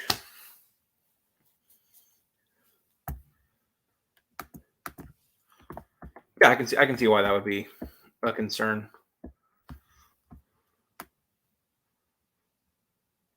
For good old Georgia fans, because like we've said, I've mentioned it a few times with Georgia. If not this year, then when? Suspicious against the run up the middle. I mean, yeah, I guess, but they still held A&M to 3.5 yards per rush. Like, it wasn't the running game that killed. Actually, Alabama's defense was bad tonight, but they did give up under 400 yards. It was the pass defense that was just abysmal. That's what I thought. And yeah, Lanning would be. There's a couple SEC coordinators that should probably be head coaches. Lanning, Elko from Texas A&M is going to get a job sooner or later. I think it kind of depends what inside linebackers. Okay, I didn't know if he was outside or inside. Those guys should probably be. I think with Elko, he's waiting for something in Texas, and I don't know all the coaching situations there. Texas Tech's probably going to fire their coach soon, so maybe he goes there. But yeah, there's a couple defensive coordinators that will probably be getting some head jobs or some jobs, because Lanning probably deserves one.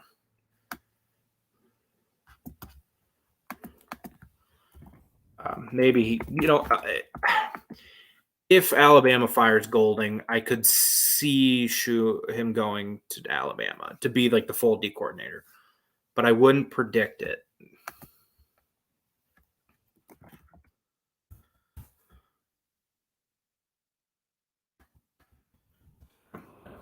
Lanning, because I forgot how long he has been there.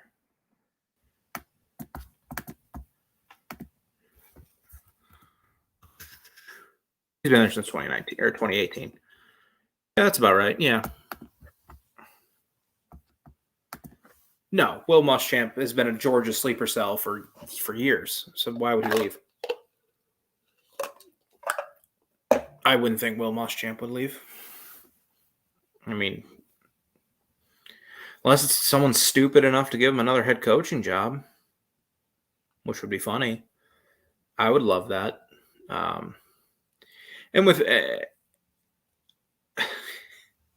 I'm just thinking like Will Muschamp, head coach at USC or something. That'd be funny.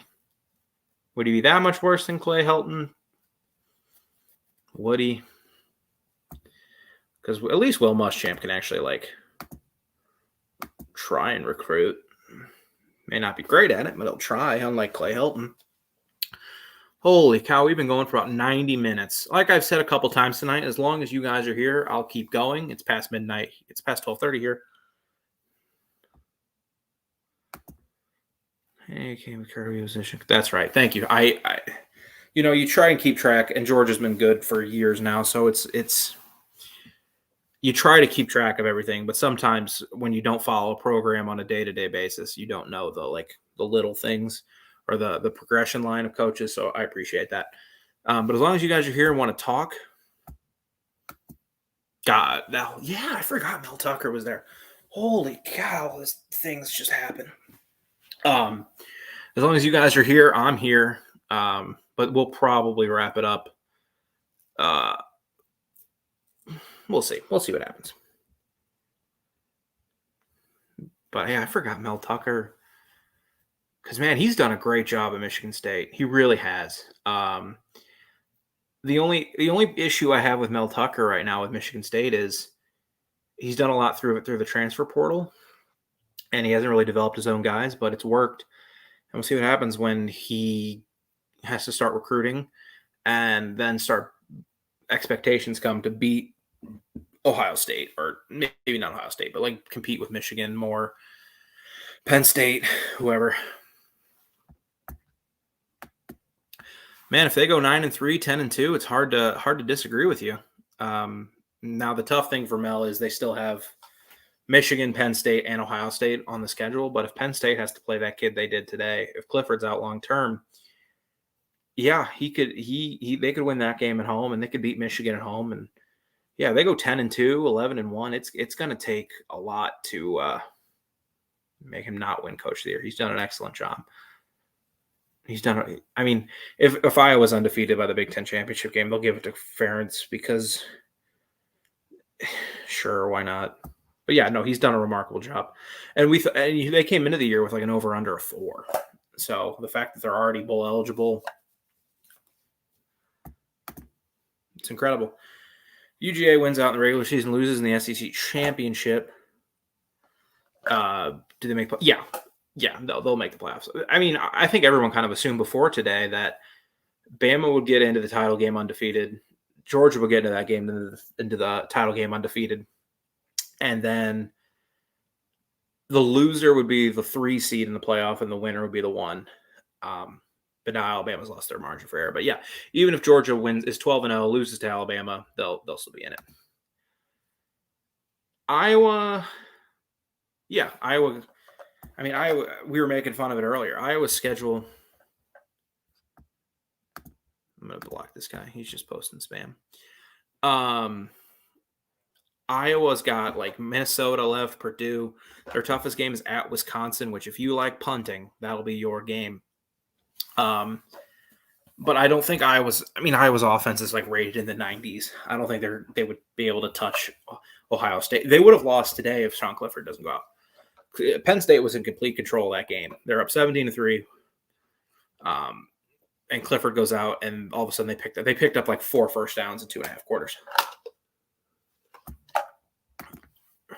Yeah, that's probably what you're looking at too. At least until championship weekend. That's what you're looking at is UGA and Iowa at 1-2. And then Iowa will play probably a top 5 to 6 Ohio State team. And UGA will probably play a top 5-6 Alabama team. It's just how the cookie crumbles this year. You know, it happened back in 2015. Every once in a while, Iowa just has these weird seasons where they're leading the country in turnovers. They just have weird years where they force a bunch of turnovers. Their offense is better. Who was it? CJ Beathard? That year they had Kittle. Their offense isn't as good as it was those years, but the Big Ten West is worse than it was because Wisconsin isn't a viable team this year. And Minnesota doesn't look to be very viable. Purdue doesn't look to be. Honestly, their toughest game left is probably at Nebraska. Nebraska's given a lot of teams. They gave Michigan State a game. They gave Oklahoma a game. Now everybody's given Oklahoma a game, but and then they gave Michigan a really good game tonight. But they always just make key mistakes. They miss a field goal, or they give up a punt return, or tonight they fumbled the ball with a chance to go ahead. They can't get out of their own way. The Nebraska Cornhuskers. So, yeah, but I would be stunned if that's not what happens.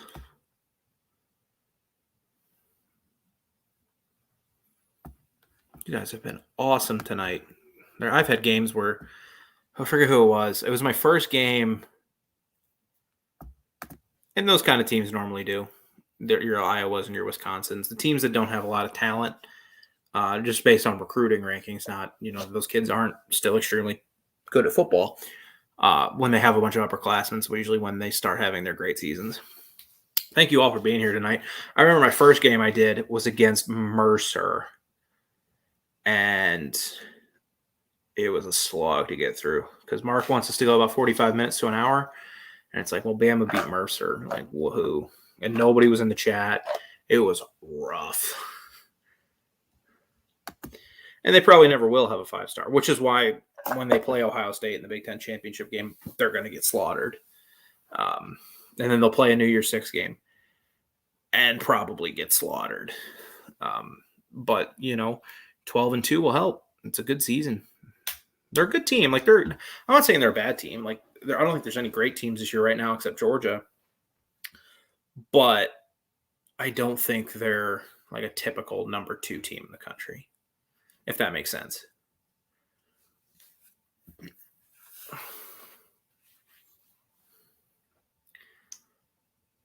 Their offense is just disgusting. Today, Penn State couldn't pick up a first down for 2.5 quarters. They forced 4 picks, and they scored 23 points. Yeah, we've had some discussions about UGA moving forward. Next week isn't going to be easy. Kentucky is a tough team, but at home, I think the final score will reflect that UGA is just a much better team. Florida is always a tough game for UGA. It just is. Thank you, Jazz, for the $5. Respect, brother. Thank you so much. You've been fun to talk to tonight because early in the night it was just a lot of trolls, and it was a couple Tennessee fans that were just super excited. But back to your comment, Mr. Miller. Kentucky will be tough. I think the game will. The score will not be indicative as how tough it was for Georgia. Florida will be tough because that game's always tough. And then I think Tennessee in Knoxville could be interesting because I'll be there. So I hope it's interesting. But I think it'd be interesting because Tennessee can put up points. They have a quarterback, but I don't think their defense will be able to stop Georgia. I think that game you'll see, I think that's a game where you could see, a 21-14 UGA lead at half, and everyone's like, oh, Tennessee. And then by the final score, it's 52-24 or something like that. Tomorrow's AP poll will be interesting. I think so. What did I say? I think we'll have Georgia, we'll have Iowa, and then let me pull it back up. I think you'll have Georgia, it'll be Iowa, and then probably Cincinnati. The big question is who falls further, Penn State or Alabama. I just think today, based on results, Penn State would fall further. Based on who's the actual better team, based on results, I think Alabama would fall further because they lost on the road to an unranked team. Penn State would fall less because they fell on the road to a top 5 team who will be number 2 tomorrow. But if you look at how good the actual teams are, probably Alabama's better. But that'll be the interesting thing because I think you'll see Georgia, you'll see Iowa, then you'll see Cincy, then Oklahoma, Ohio State, Michigan, and then probably Alabama, Penn State. I can't see them falling too far because then there's some undefeated teams that are interesting. Michigan State's interesting. Oklahoma State's interesting. They have a game next week against Texas. Arkansas will fall a little bit. Notre Dame will probably stay about the same. They kind of escaped Virginia Tech tonight. So, and how much does Kentucky bump up? We're all tired of it. We really are. I don't know how much of a problem that'll be in the future, though, because I think they actually have a quarterback now who can play college football. I think Caleb Williams is a star, and I think they'll be fine moving forward. I would be a little surprised if they weren't in the playoff hunt. Maybe they lose a game. Oklahoma tends to lose a game, whether it be to Kansas State, who they've already beaten, or somebody else. Baylor looks to be pretty decent. Texas Tech they've already beaten, or no, Texas Tech looks interesting. Maybe Oklahoma State, although they handled Mike Gundy has never been an issue for Oklahoma. Yeah, it'll be extremely fun. Because who do you have? You have Ole Miss, who won't be in the competition because Alabama killed them. You have Penn State, you have Alabama, Ohio State, Oregon. That'll be interesting because do voters put Ohio State above Oregon? Well, they obviously already have, but the two played on the field and Oregon won, but Ohio State looks better. It'll be very interesting. Do the playoff ranking? When did the first playoff ranking come out? Is it week 7? That was week 8. No. First playoff rankings don't come out for a long time. They come out November, first week in November. Yeah, Caleb's extremely good. I mean, he's one of the he's the highest rated quarterback recruit from last year. He's extremely good.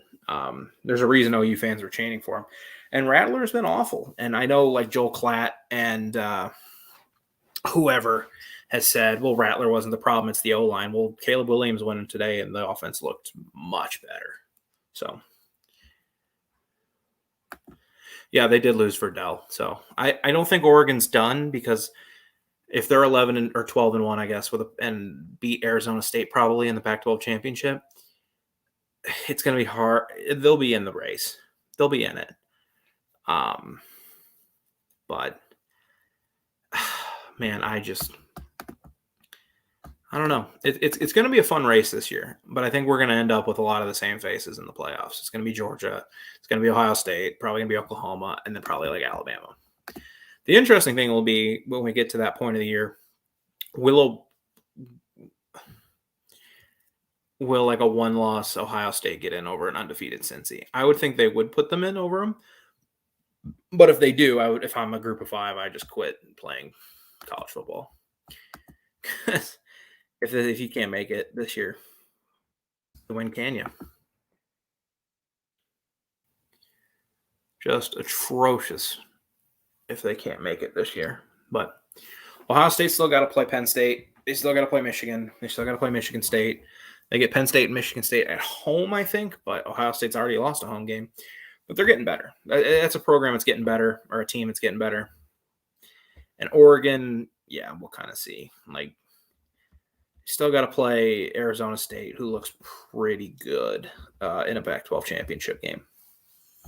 And I don't think Arizona State, if they go 12-1, would be in the hunt.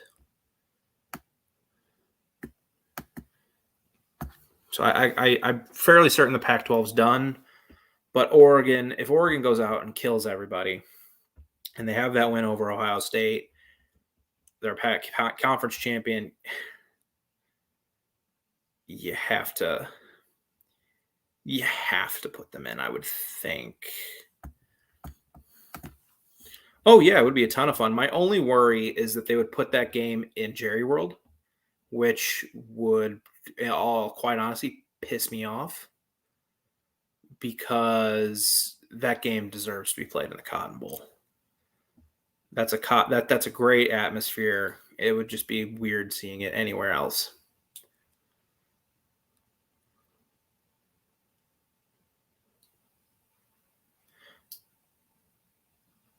Yeah, I don't put that game. Don't put it like Texas A&M, Arkansas, and Jerry World. It's just weird. I know why, because Jerry went to Arkansas and he has a lot of things at Texas A&M, but it's just such a weird game because usually neither team's great. Though fan bases are great, but usually neither team is very good or amazing. This year was an exception. It's just, yeah, why is that game in Jerry World? It makes no sense.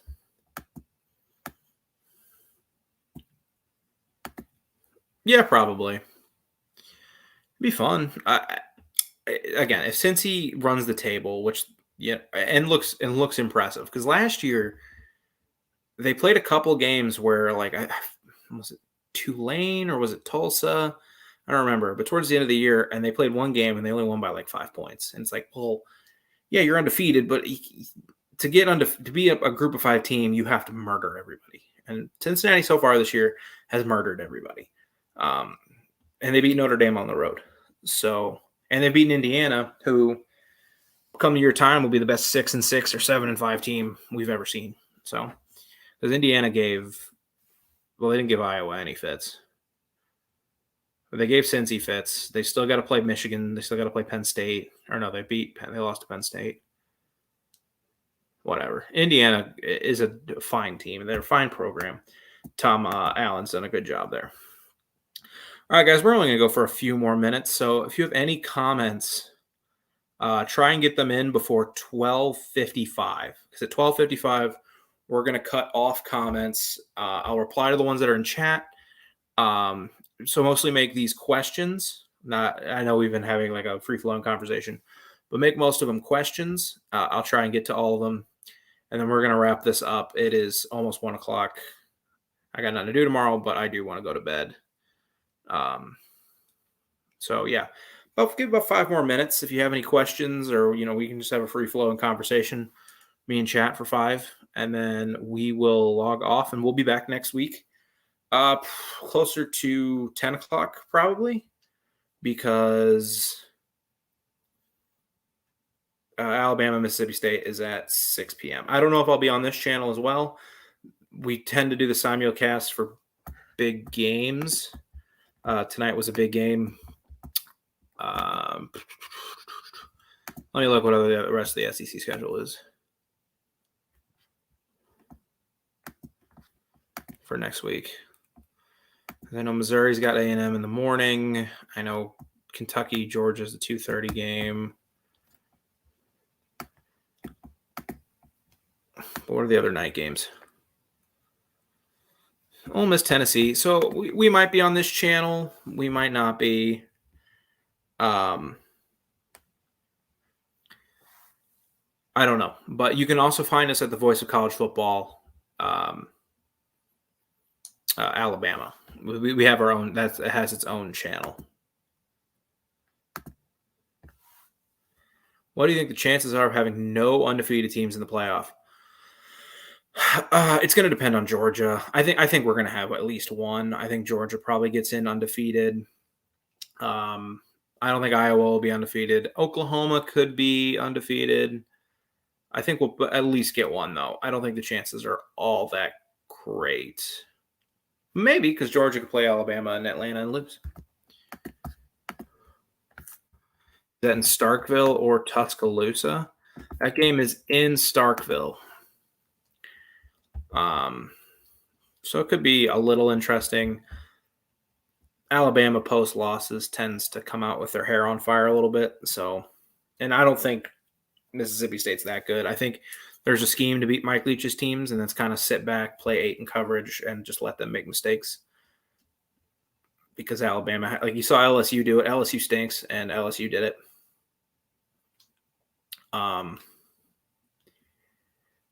Because they had the corners too. They have Stingley and Ricks. And Alabama's got the corners to sit back, make a couple plays, get the stops, and they'll score points. Like Mississippi State's not stopping Alabama. Yeah, I don't think they'll lose another regular season game. Arkansas would be tricky, but that game's in Tuscaloosa. Auburn with no Bix, I don't think will be that big of an issue.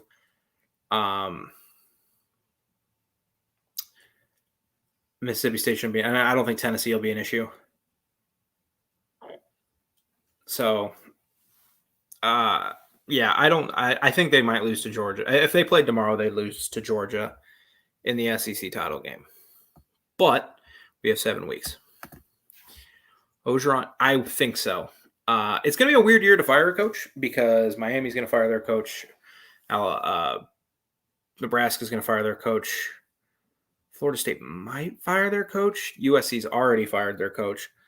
So it's going to be, where does LSU rank in terms of most appealing jobs to candidates that are looking to make a splash this year? But, man, they're 3-3 moving forward.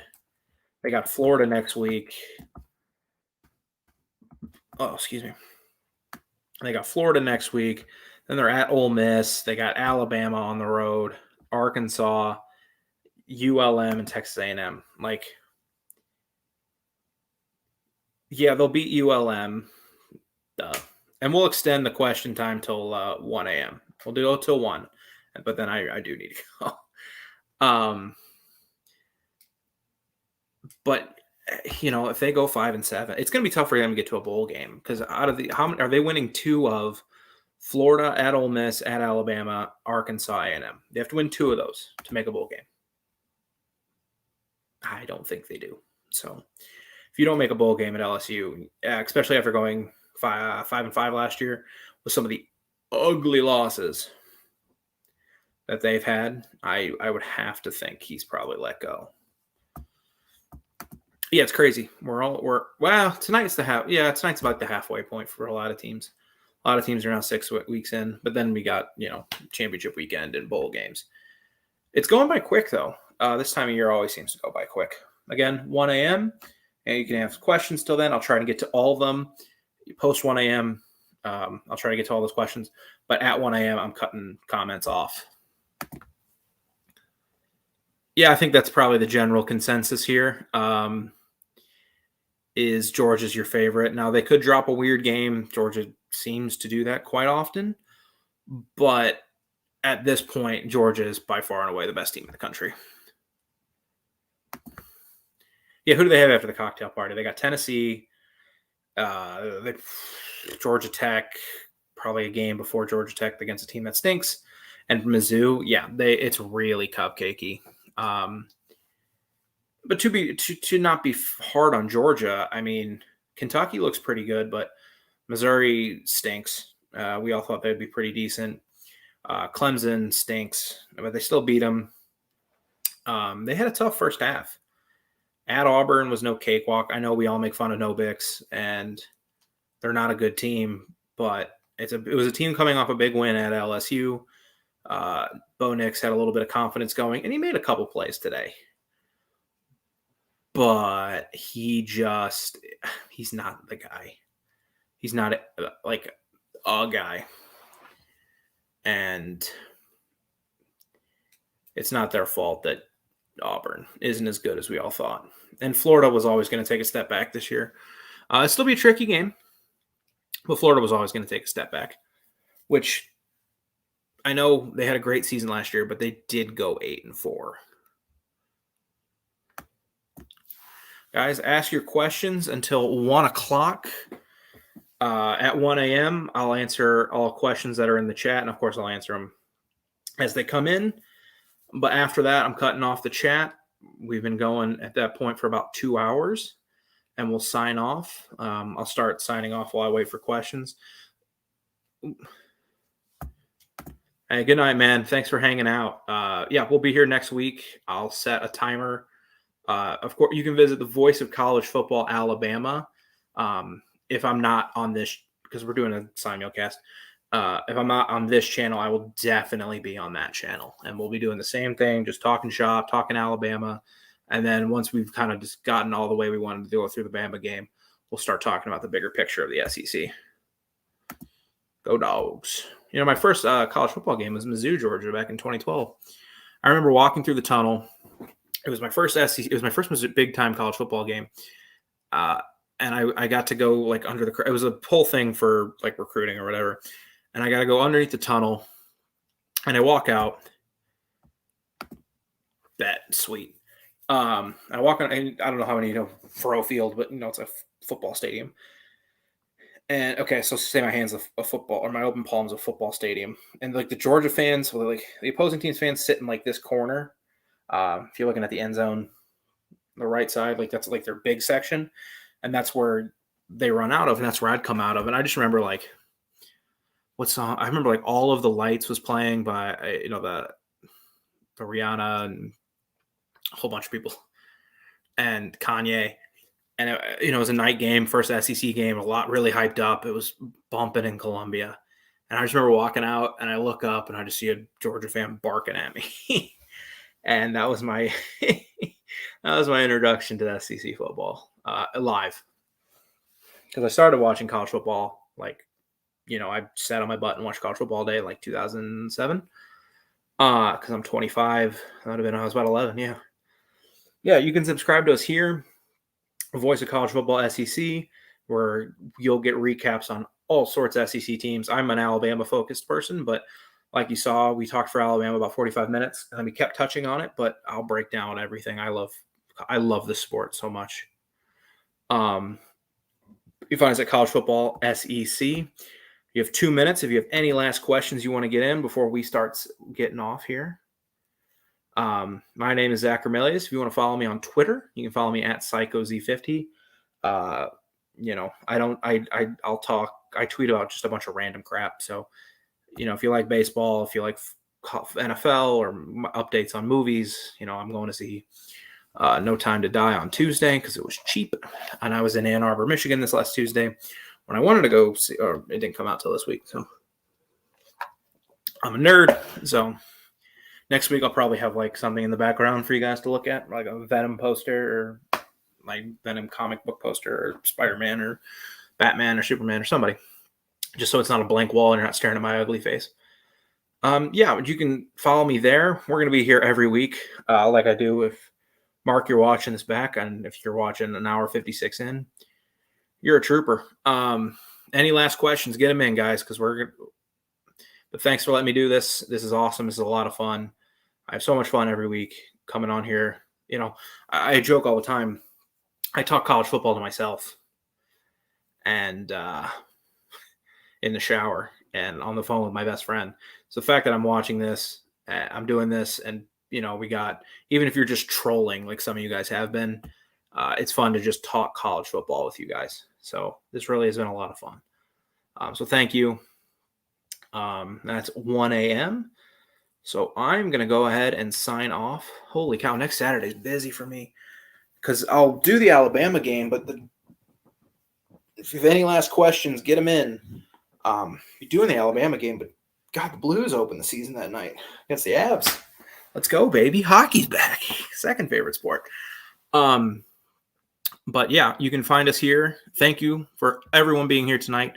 Voice of College Football Alabama, or if you're watching on the Voice of College Football SEC, Zach Remelius here at Mark Rogers TV. Our main focus of the night, Alabama goes down on the road in College Station, 41-38, shaking up not only the SEC landscape, but the college football landscape as we know it. Alabama loses all its margin for error to make the playoff, and that's going to be exciting for a lot of teams that are right on that border. Thank you guys again so much for being here. You all have a great Sunday. I wish, if you have a fantasy team, best of luck, and have a good night. Roll Tide, gig 'em, chomp 'em, whatever. I hope you guys all had a great Saturday. Good night.